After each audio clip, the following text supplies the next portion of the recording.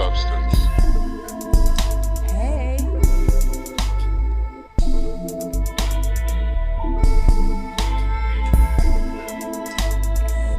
UnControlled Substance.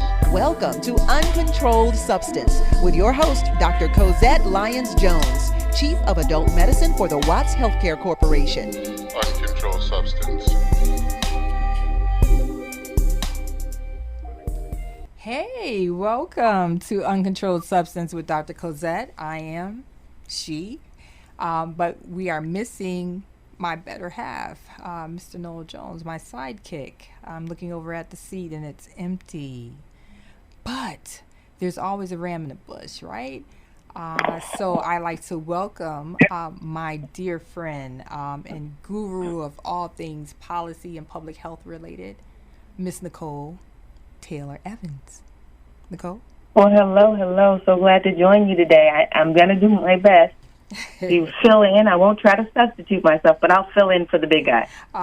He appreciates it. And we send our well wishes out to him. He had rotator cuff tear, people. Yes, how painful is that? And he had to get some surgery on that. So I gave him a break from the show this month.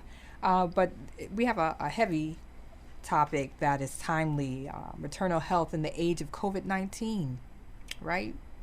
Nicole? That's a big deal nowadays. There was so much going on before the vaccination came out. Now it's just, it's really bananas to really try and approach it. And approach and try to approach we shall, right? But, and you know, this is just a tip of the iceberg. I'm sure this is something we can follow up and hit this topic again from various vantage points, Absolutely. From public health perspective, from the advocates to in activism, work that's being done on the street, to the front line in the hospitals and front line in the clinics. There's so much that we could do here, but we want to just let our listeners know what's been going on. Women have been dying to have babies, particularly Black women, and this is something that we need to have a conversation about and to figure out how does it fit into the bigger paradigm of what's happening across the country in all industries really, but particularly in public health and in healthcare, as far as how we can approach this and deal with the causes and root causes of this situation. So when I think about it, I just want to kind of put some numbers out there for you all. Between January 22nd of 2020 and September of 2021, there have been about 123,600 or so total cases of pregnancies that are concurrently happening with COVID-19 in the United States. And there's been about 159 deaths. Most cases among pregnant women are in the younger age groups, like the 25 to 29-year-olds, followed by the early 30s, and then the 20 to 24-year-old groups. So those young folks. That's incredible. Broken down by race, whites and Hispanic non-whites outpace Blacks in COVID cases among the pregnant population, with 41,000 cases, about 41,000 for whites and Hispanics versus 14,000 cases among Blacks. That's some interesting numbers. Yeah, so we're going to keep that in mind when we have the conversation later on in the waiting room, when we're waiting for our doctor to come in, right? Right. But right now, just in terms of the check-in and introducing the topic, pregnant and recently pregnant people are at an increased risk for severe illness from COVID-19 compared with non-pregnant people. Severe illness, when we say that means hospitalization. Not just being told that you're positive, on your test, but you look great, right? We're talking about those who end up in the ICU, those who end up on a ventilator or special equipment for breathing, or other illnesses that results in death even. So the really sick folks, not the other kind of folks who may have some symptoms and are not really hospitalized, but the really sick folks. Exactly. Additionally, pregnant people with COVID-19 are at increased risk of preterm birth and might be at increased risk of other adverse pregnancy outcomes compared with pregnant women without COVID-19. That's scary. It's really scary, and I would hate to be pregnant during this pandemic. Shout out to all those women who are doing it and have done it, but it couldn't be me. I just can't. I don't know. And that, I think that's a fair thing to say. Given the information that you just shared, you have to think about it beyond, are we even counting pregnancy loss? Where COVID as a factor plays a role or influences that pregnancy journey, and there is no birth or there's a stillbirth. I mean, there's still so many facets to this to really talk about. Right. And our guest today is Dr. Sylvia Gates-Carlisle, a great friend of mine, immediate past president of the Association of Black Women Physicians. Shout out to ABWP.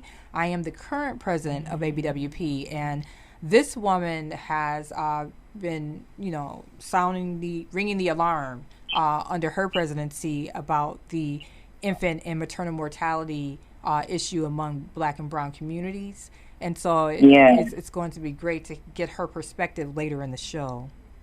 Agree. When you were talking about some of the data that's out there, it's just ironic that the United States really didn't start counting anything or publishing any data on maternal deaths until 2018. That wasn't a long time ago. When I read Not that, a long time ago at all. And that was after 11 years of not reporting any data. Exactly. That is incredible to consider. When we're looking at some of the information, I think it was U.S. News that put out an article that was really citing a lot of that from some just trying to make sure that collecting maternal data and that the accurate analysis was even taking place. But some of the information in that article said that it's been a hiccup and a hindrance since the beginning of the century. That is bananas that we can't get an accurate count. So the situation could be even more striking than what we think right now. I can't even go there mentally. And it makes sense, too, right, Dr. Cozzette? It makes sense because our COVID data is still evolving and how that's being captured. So going into a space where measuring maternal outcomes, maternal morbidity, severe complications, and what those long-term effects are, all of this is happening in parallel. And you're all up in my mind. That's exactly what I was thinking about as this time last year or say earlier in the year, in 2020 when the pandemic, first hit us. And we didn't know how many Black people actually were getting the disease because in certain areas they weren't counting. They weren't getting tested. They were not included in the numbers, in the denominator. And it just blows my mind. At the end of the day, it's not so much about what you think is going on because you may have different numbers depending on who it is that's prioritizing, the data mining and who's in control of getting that information. So that's a huge conversation in and of itself. I was about to say, that's a whole nother show. Race and ethnicity data, that's a whole nother show. Yeah. But, when I'm thinking about, there's so much that has been in the news relative to women and pregnancy and this COVID-19 thing. Let's think about the vaccines, for example. I can't imagine having to make that decision. Should I take the vaccine or not? And I'm trying to, have a healthy pregnancy, right? And now you're grappling with, okay, do I take this vaccine or not? Will it help me? Will it help my baby? Will it hurt me? Will it hurt my baby? Right? But the CDC actually encourages all pregnant people or people who are thinking about becoming pregnant and those who are breastfeeding to get vaccinated. And they basically, are saying that vaccines are safe and effective, and we know that. And it has never been more urgent to increase vaccinations as we face the highly transmissible Delta variant and see severity as far as the outcomes from COVID among unvaccinated pregnant people. I have colleagues that work on the inpatient side who share these stories about women on ventilators. They go in and they have to do C-sections to cut the baby out, and they deliver the baby, but the mom is gone. They lose the mom because she wasn't vaccinated, and she ended up contracting COVID, and they had to make a decision. They had to move quickly. And, there's quite a few sad, heartbreaking stories. Just heartbreaking, heart-wrenching. Like this.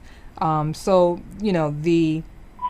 there's been a new CDC analysis of current data from VSafe, pregnancy registry. They track you have a side effect or you have some kind of adverse reaction after getting a vaccine. You can actually go and, log it in and let people know so that you can be counted and included in this data, right? So from the VSafe pregnancy registry, they assessed vaccination early in pregnancy, and they did not find an increased risk of miscarriage among nearly 2,500 pregnant women who received an mRNA COVID-19 vaccine before 20 weeks of pregnancy. Miscarriage typically occurs in about 11 to 16% of pregnancies, and in this study, they saw that the rate of miscarriages among pregnant women with COVID who received, not with COVID, but who had received the COVID-19 vaccine was 13%. So it was on par with what you would expect in the general population. It did not go up, in percentages, which is great, right? That's what you want to see. That's good news. Previously, data from 3 safety monitoring systems did not find any safety concerns for pregnant people who were vaccinated late in pregnancy or for their babies. Combined, these data and the known severe risk of COVID-19 during pregnancy demonstrates that the benefits of receiving a vaccine for pregnant people outweigh any known or potential risk. Clinicians have seen the number of pregnant people infected with COVID-19 rise in the past several weeks, like I mentioned, and then, you have this increase in circulation of this highly contagious Delta variant, that's up here on top of it. The low vaccine uptake that we're seeing among certain populations, and the increased risk of severe illness and pregnancy complications related to COVID infection, it makes the vaccine even more important to consider, on an individual level by each woman, especially if she's pregnant or considering becoming pregnant, right? I agree. I think all of that is not just encouraging data, but it's scientifically defined. I think that's really important to consider when you're bouncing that against the imagery of a woman who survived childbirth but has had some maternal morbidity, some severe complications. So let's take a step back and look at that landscape. Many of those women suffer from post-traumatic stress disorder. So I'm sort of thinking through that landscape against an unvaccinated woman who's trying to give birth, and then a vaccinated woman who's doing the same. Yeah. You're already experiencing the odds and the risks for having exacerbated outcomes like a heart attack or losing a uterus to infertility from blood loss or even brain damage from blood loss. So these are serious things that we're talking about, and those complications and maternal morbidity.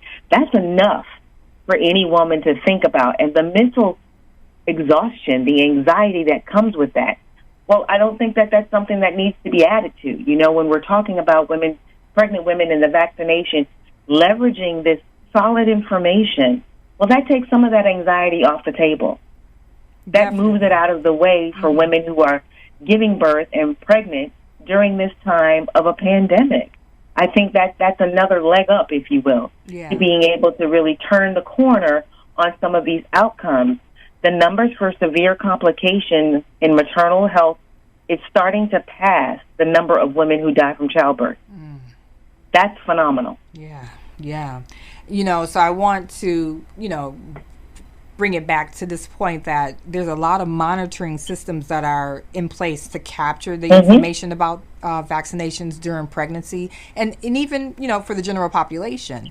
To kind of give that reassurance that, with so many eyes watching, there's many stakeholders here, and we want people to get back to normal, or quote unquote the new normal, which is what I call it, to be able to go back to work, to be able to open up schools, to be able to do things without the fear, right? Agree. So when we think about that, keep in mind, there are systems that have been in place that predate the pandemic, like the VAERS, the Vaccine Adverse Event Reporting System. That's not new. That's something that has been in place, predates the pandemic. The national system it's a national system that healthcare professionals and vaccine manufacturers and the public can report possible side effects or health problems that may happen after someone receives the vaccine of any type. I agree. Not just the COVID. I agree. Right? So I think that coupled with the fact that public health is always doing disease management surveillance, mm-hmm. these adverse events are being reported, but not just reported between the provider and clinician and the patient, but it's also being reported at the county and state level. Right. And it's being tracked. Mm-hmm. Mm-hmm. So there's beyond just the safety profile of a vaccination, there's also people who are working behind the scenes to monitor anything that could occur. And you've got outlets, like you just mentioned, to be able to report anything that occurs. Absolutely. So with that being said, we're going to take a pause for the cause so that we can pay the bills here at the station, right? So right. We'll be back in a moment. This is Uncontrolled Substance on the Real Urban Radio Network. Stay tuned. Uncontrolled substance. Hi, family. Join me, Prophetess Denise Anderson, every Sunday at 3 p.m. Pacific Standard Time for the Power of Prayer Show. We'll be talking about the different innovative ways of why people can't get a prayer through and how to get a prayer through. Is your lifestyle lining up with your prayer life? Join me for the Power Prayer Show every Sunday at 3 p.m. Pacific Standard Time on the Real Urban Radio Network app and on realurbanradio.com. Welcome back to Uncontrolled Substance with Dr. Cozzette and Miss Nicole. Hey. Hey. We say hello to my hubby, Mr. Jones. Hope you're all right. We miss you. But I'll see you in a minute because you sleep right next to me, right? But anyway, so we're going to go into the waiting room. And, of course, like always, the doctor's late. She's behind, She's running from room to room. She looks like, she wants to just go jump off a building or something. She's so tired, right? But you oh yeah, I understand. It's always like this. You got your phone, got your magazines. You see some newspapers on the table. And so we're going to dive right in and see what's been going on. So what's been going on out there, Nicole? So I came across an interesting article from the New York Times that was citing some information from the Centers for Disease Control that they published a report that summed up that the U.S. has policies and practices that are well understood to prevent maternal deaths, that we just haven't used them. We haven't employed them. That was fascinating. The data from that report spanned about 10 years, from 2008 to 2017, and it showed that black women make up about 13% of the female population, but account for nearly 40% of maternal deaths. That's an upside-down number. It went on to say that measuring and collecting data continues to be a challenge, and that maternal death is due to poor care and how it's counted. But let's say if someone passes away from what they consider to be a maternal outcome, like poor care, they'll count that. But if a pregnant woman dies in a car accident, they don't count that as a maternal death. What? So again, the numbers could be much bigger than we think. Yeah. It's just really fascinating to think about how we're managing the count and making sure that maternal moms and birthing people are counted. States have moved to this new thing, this article says, around maternal mortality review committees, which I think are fascinating tools at the state level because they're reviewing the cases and making the assessment on what the cause of death was. So they're sort of navigating that maze on what counts and what should be in a different bucket. And I think that's awesome. But an article also said that racism, there's that word, racism, is another driver for inconsistent data collection. The article stated that relative to white people, black Americans have less access to the health system in general, receiving poorer care with worse outcomes. This is not new news. We're hearing it a lot now around health equity, social determinants of health, social risk, and a number of other buzz phrases that are out there in the policy land. But racism, including its institutional implicit forms, underlies all the factors. Now that's something to sit and ponder on. Girl. Racism. So even if you're a woman of color and you've got education, income, and healthcare access on your side, racism still underlies those maternal complications. Racism still underlies maternal death. You know, it's starting to sound like a broken record on this show, right? Mm-hmm. Not funny, right? It is not. Oh, it's hurting me. But, you know, since you took that Band-Aid off of that scab, I'll keep it going, you know? So let's talk about the crisis within a crisis. I was sitting there looking, you know, kind of scrolling online and came across CNN online, and it was a story about black women being more likely to die from pregnancy complications than any other group, any other demographic. Right? Crazy. And this is according to the CDC. And, you know, people who are advocating on behalf of black women, birthing women, fear that the pandemic could make things worse. And we know that. When we look at the situation, if there's access issues, if there's cultural competency issues, pre-pandemic, you know that it is going to be there. It's going to show up along the way. Right, post-pandemic. So the U.S. has the highest maternal mortality rate among developed countries. About 700 women die each year in the U.S. due to a pregnancy-related complication, either during pregnancy or within the year after delivering their baby. And this Bananas. This is according to the director of the CDC's Division of Reproductive Health, Dr. Wanda Barfield. Policymakers say that federal legislation is key to overcoming centuries of healthcare bias and barriers to access that have led to poor outcomes for black mothers. We know that there's been the Momnibus Act that's been out there, and you've been monitoring that pretty closely, right, Nicole? I have been monitoring it. I'm a big fan of Lauren Underwood out of Illinois. She's one of the parts of the bipartisan support for the Momnibus Act, and I think it's got a lot of good teeth. I think it's going to be a comprehensive sweep, but it shouldn't be the only thing that's done. I think there's going to be silver buckshot to solve this problem, but not a silver bullet. So the Momnibus Act is a great step, but it is still just a step. There's a lot more work that needs to be done. So when we're talking about that, you know, I read an article that said the Momnibus bill in California is moving forward. That's fascinating. That's super cool to hear that California is doing it large, getting their teeth in. I know these guys got a lot of things going on in California in terms of CalAIM, Medi-Cal, some of the different buckets of coverage and opportunity out there that's changing.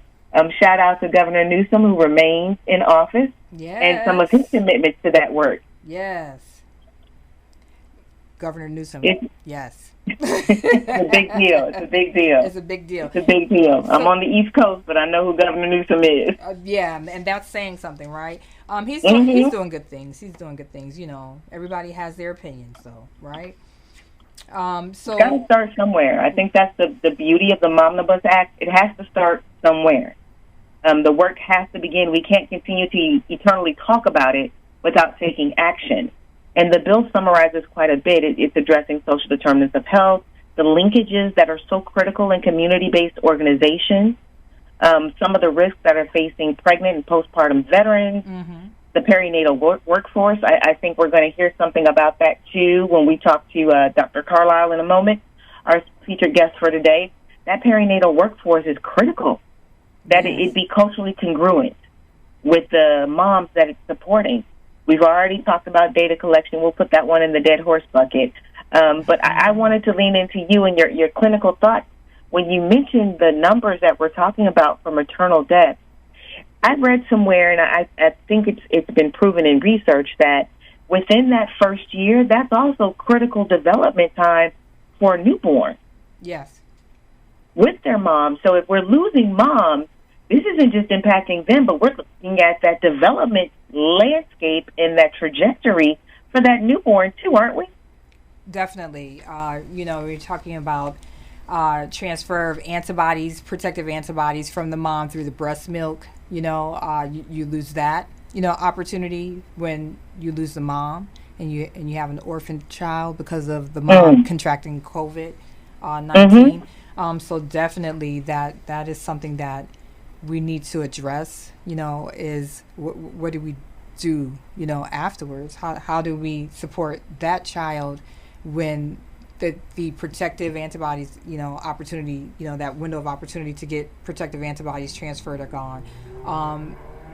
The attachment, and touch. We know definitely that there is a strong correlate between the potential of someone having failure to thrive, as an infant, versus one who is thriving, and it can all be based on the absence of touch. That could be the difference between those two infants. So there's a lot, that you can unpack there in terms of the mental health repercussions, on that child, the immune status, the imprinting on that child, when we know for a fact that the stress of the mother, can imprint on a child, particularly on girls more so than boys, is what I've read.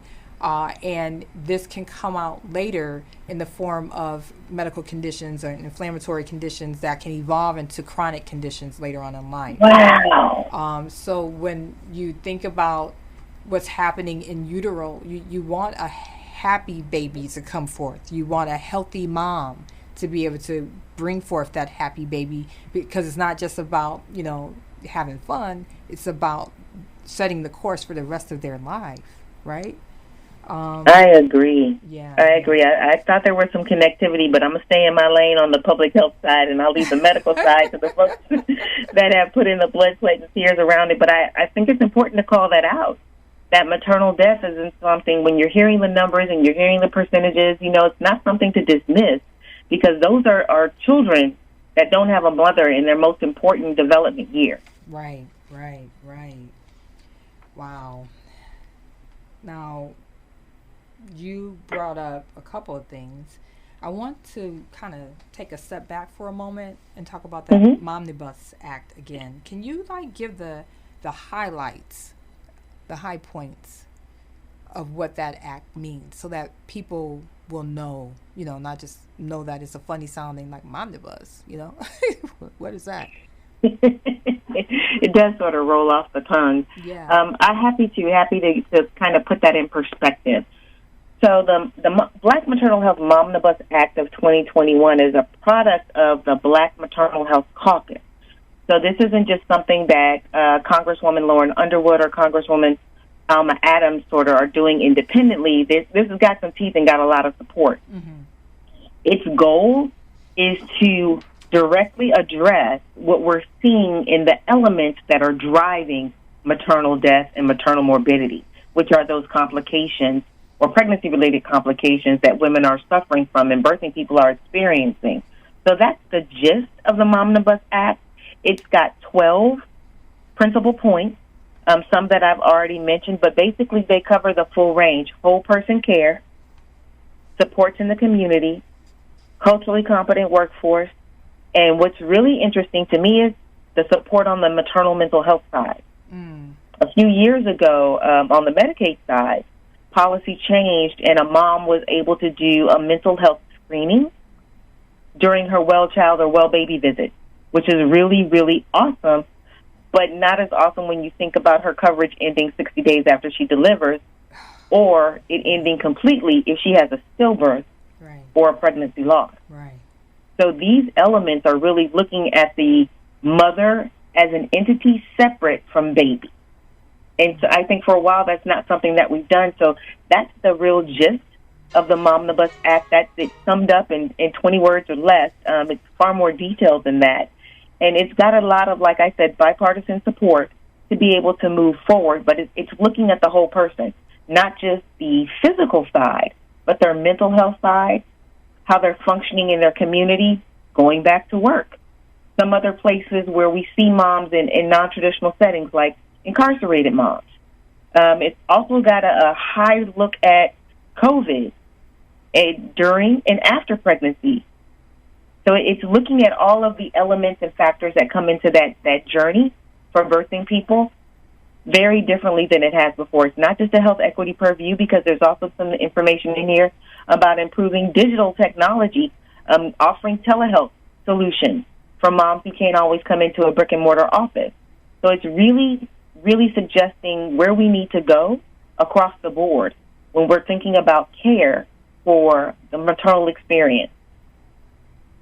All right.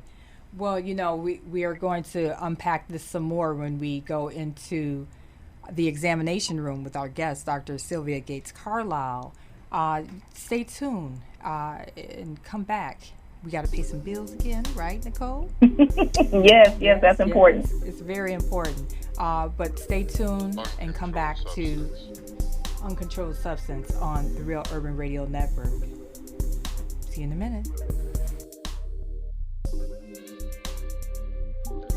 Uncontrolled substance.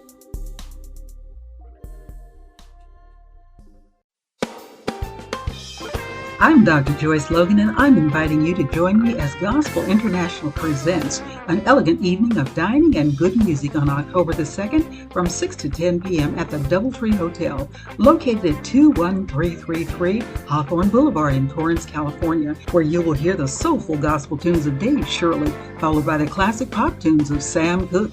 Here Elaine Gibbs built out gospel tunes you'll remember, followed by Elaine singing the classic pop tunes of Aretha Franklin.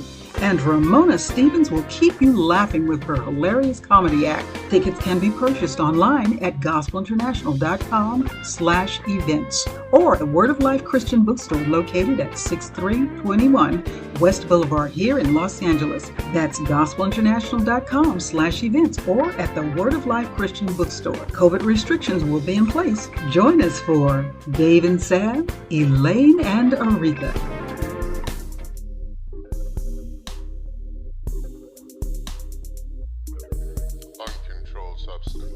We are so excited to have everyone here today to listen in on this important conversation with my friend and guest, Dr. Sylvia Gates-Carlisle.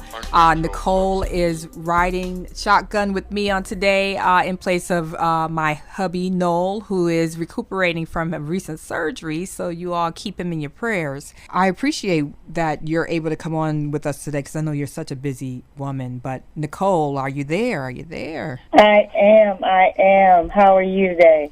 I am good. A lot of moving parts. God is just up to something. But I'm excited about our topic today because it's a topic that's near and dear to my heart. And wanted to just welcome into the examination room Dr. Sylvia Gates-Carlisle, Operations Medical Director at Beaver Medical Group and Director of Practice Management Curriculum at UC Riverside Family Medicine Residency.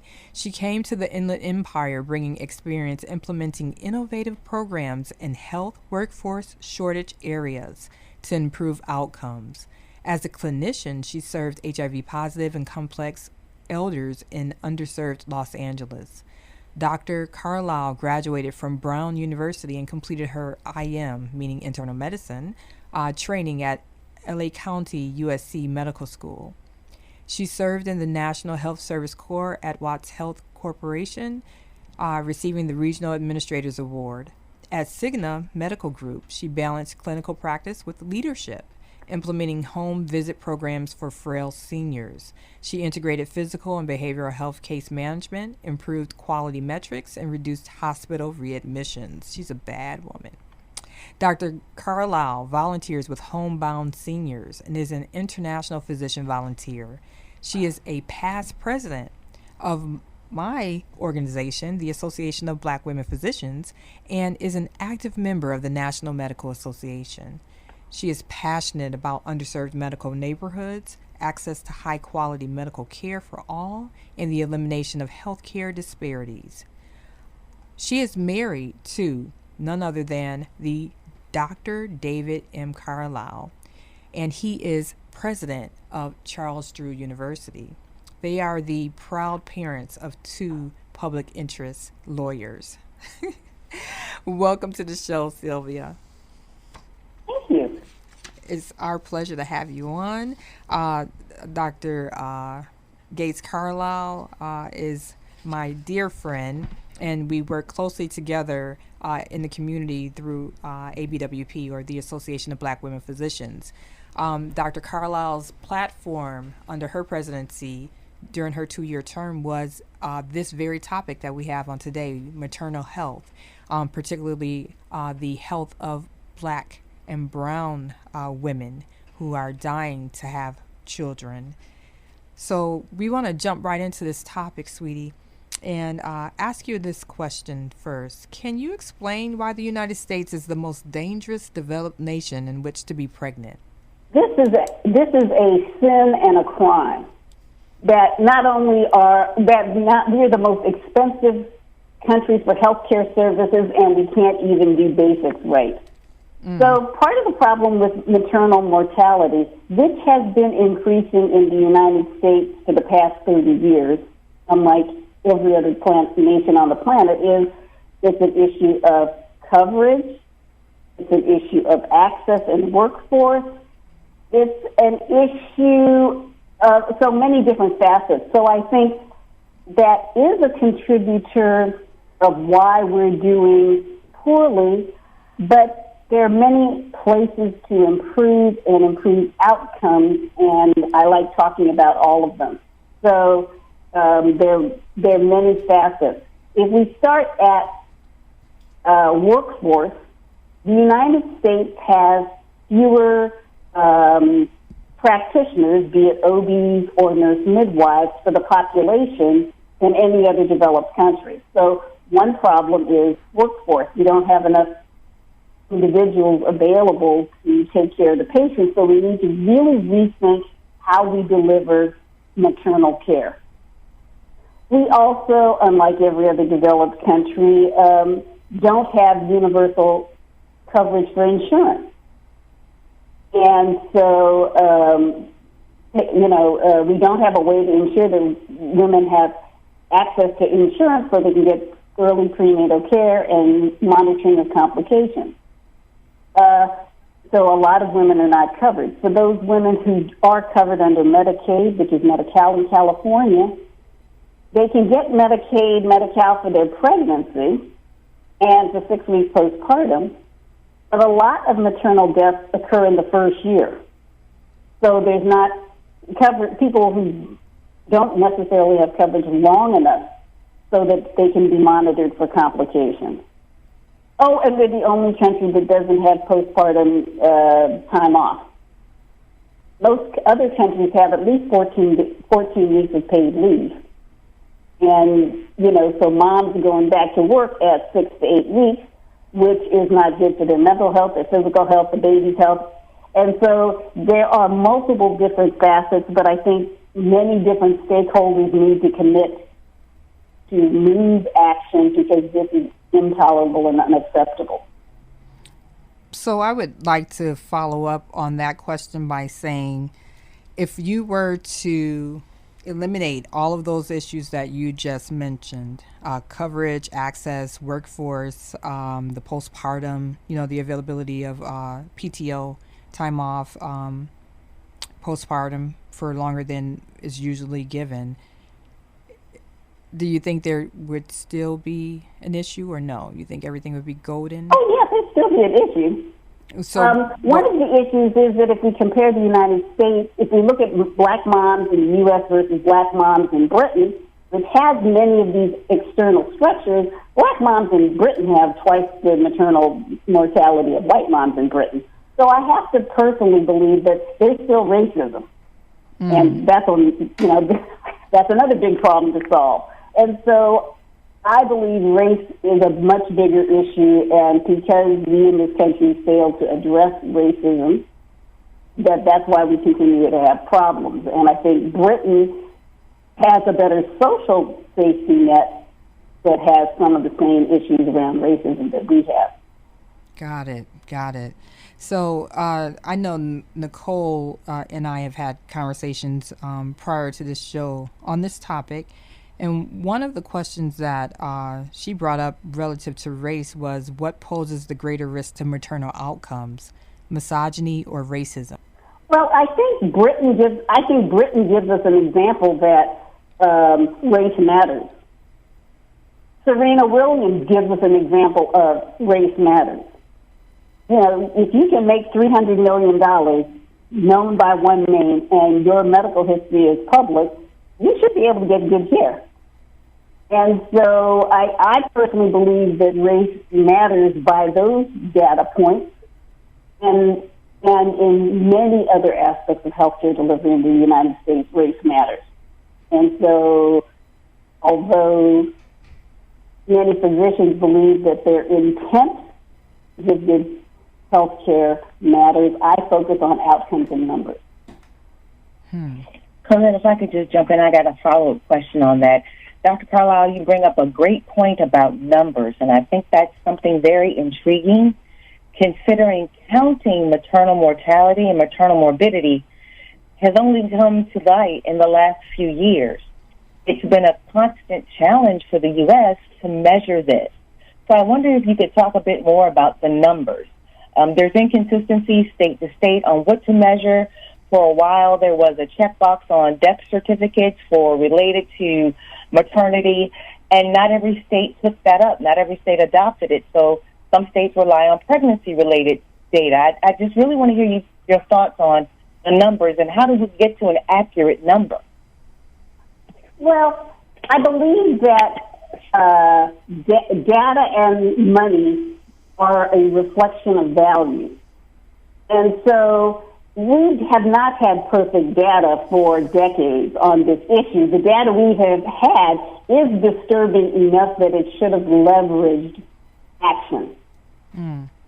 And I think the fact that it has not yet leveraged action, such as a federal mandate on reportable elements, taking all this individual variation out of the hands of the states, particularly when you think about the fact that Medicaid pays for a large percentage of deliveries nationwide, that having a federal mandate so that we can fix the problem, having a federal mandate because federal dollars pay for a lot of this is obvious.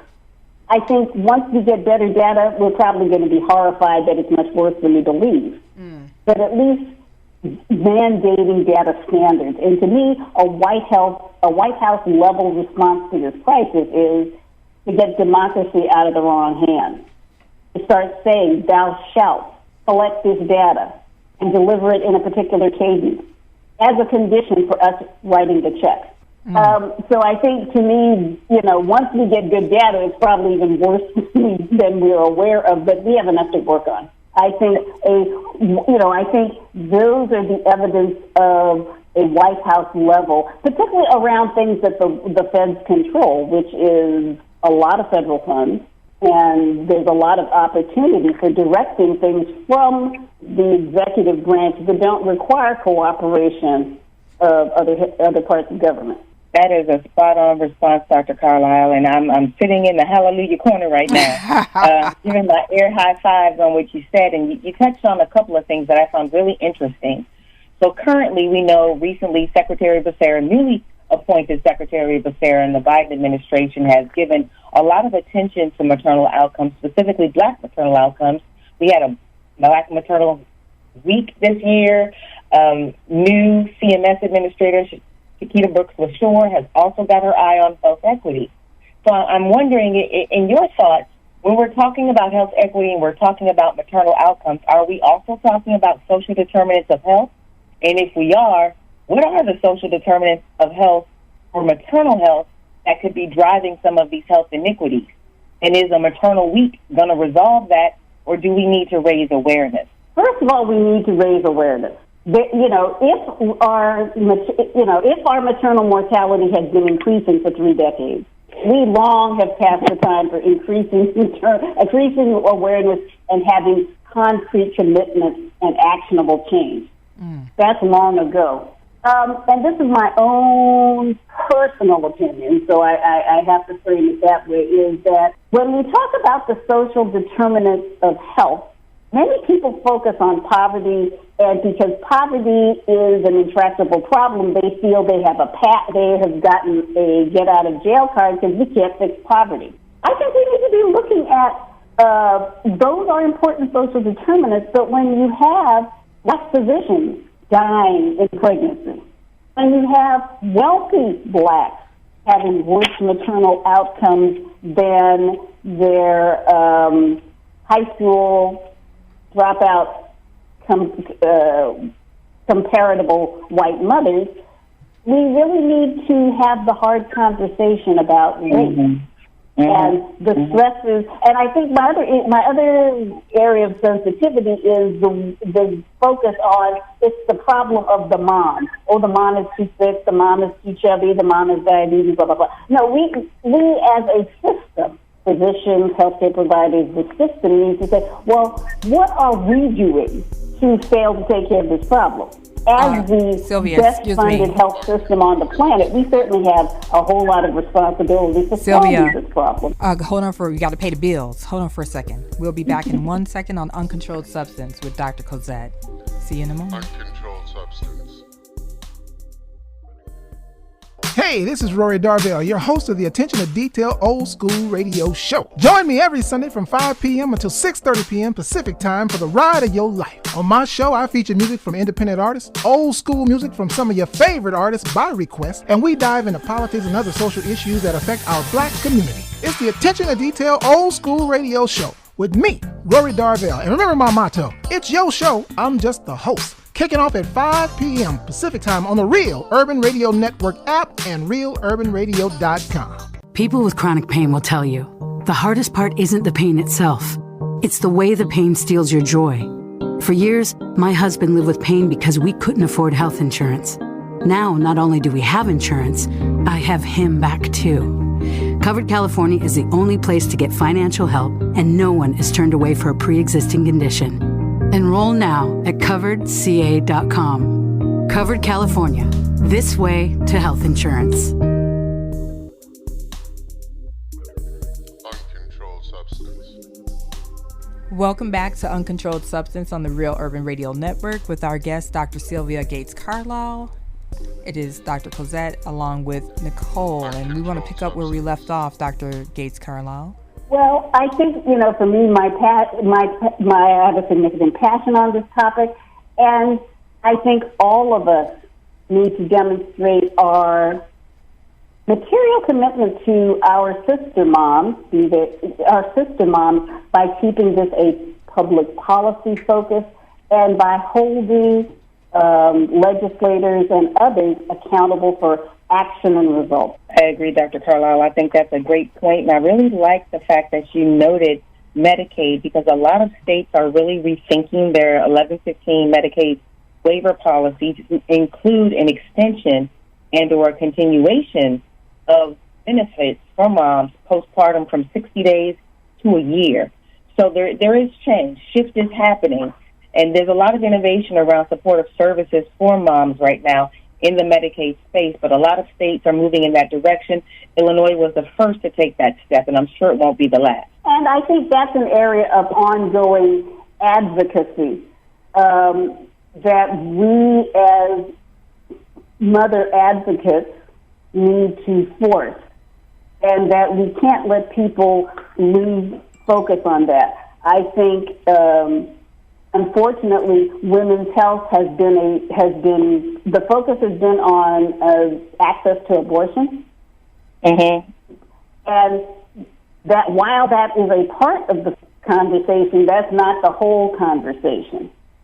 And so, even individuals who can't agree on that issue can find room to agree on better data so we can know where the problems are and act.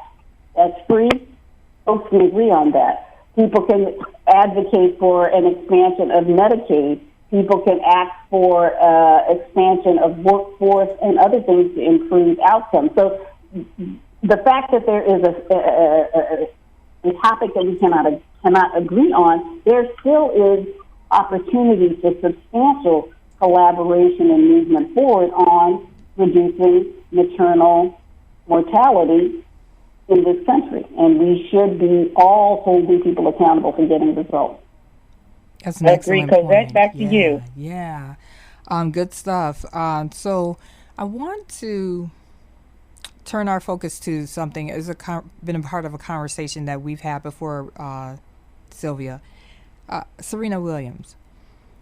She's been pretty transparent about no one listening to her after delivering her daughter. When she thought something was wrong, and it turned out that it was something wrong. She had a pulmonary embolism, right? And she had this before, so she knew what the symptoms are and how to make the diagnosis and how to treat it. And although she had that familiarity, as a patient, and within her own body knowing what was going on and that something was wrong or was off after she had her daughter, no one would listen. How do we move forward with maternal care when women are not trusted to know their own bodies? And so I frequently talk about Serena Williams because Serena Williams had wealth. She had knowledge. In addition to her own personal knowledge, her medical problems were in People magazine. So the team treating her knew about her problems without looking in the chart, and yet she was not heard. So to me, that's a reason why race is the primary issue. And so thinking about how do we as mom advocates, if I am a friend of a pregnant mom, how can I help be there for her so I can be a different messenger, so I can support this person? But I think that's why I keep bringing up Serena, is that she had all the advantages aligned in her favor and still had a problem. So that's why all of us need to commit to, quote, be there for the sister moms we know. And that may be having, accompanying a friend or daughter or somebody to be an advocate to try and reinforce when people, are not listening to moms. And many women in pregnancy, many black women talk about they're not heard. They're in other disease states. Many black patients say they're not heard. So I think we all need to be willing to support our friends who need an advocate. Now, we're in the I think trying to get people to understand that failing to listen is not good care. It's not respectful care. And particularly for Serena Williams, why wouldn't she be a credible messenger about her problem that has previously been in People magazine? Good point. Now, we're in the checkout now, which is, where we drop the final nuggets for the show. I wanted to take this opportunity, though, to kind of backtrack to a topic that we discussed up top in the show about midwives, and specifically about midwives and doulas and birthing centers. They've shown to improve maternal outcomes, in other countries especially. Why aren't the feds and states adopting them? Well, one of the things I said at the top was people show their values by what they're focusing on, i.e. data, and how they spend their money.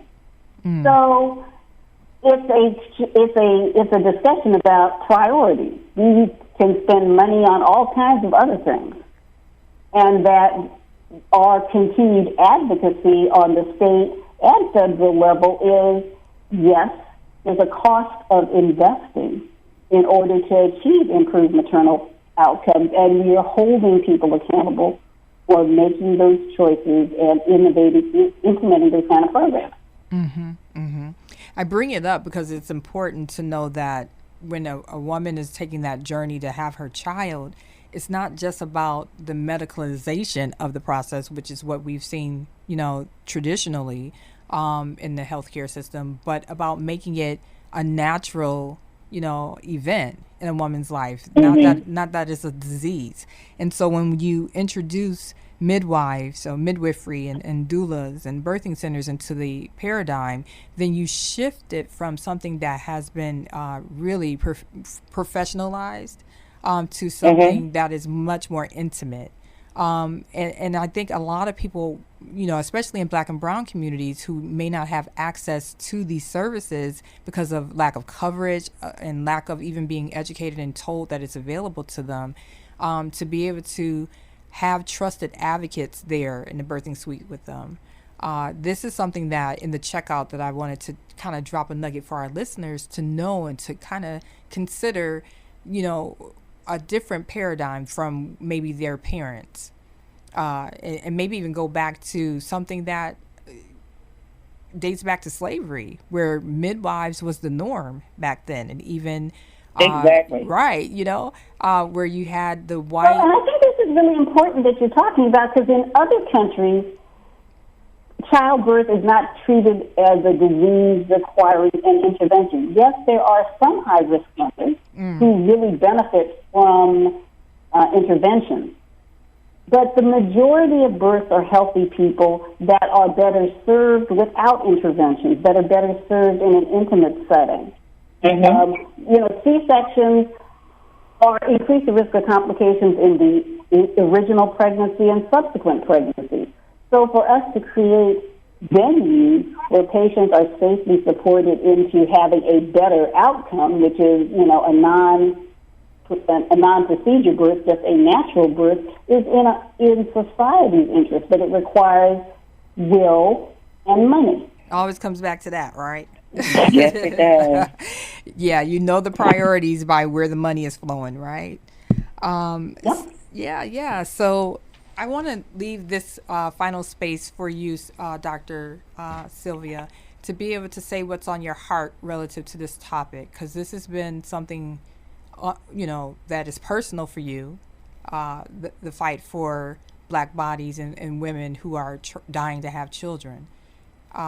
Is there anything that you want our listeners to know, or you want to make sure to leave before we end the show? For me, it is personal. And it's personal because my grandmother died in childbirth. And to me, it's a tragedy that this has been getting worse for 30 years.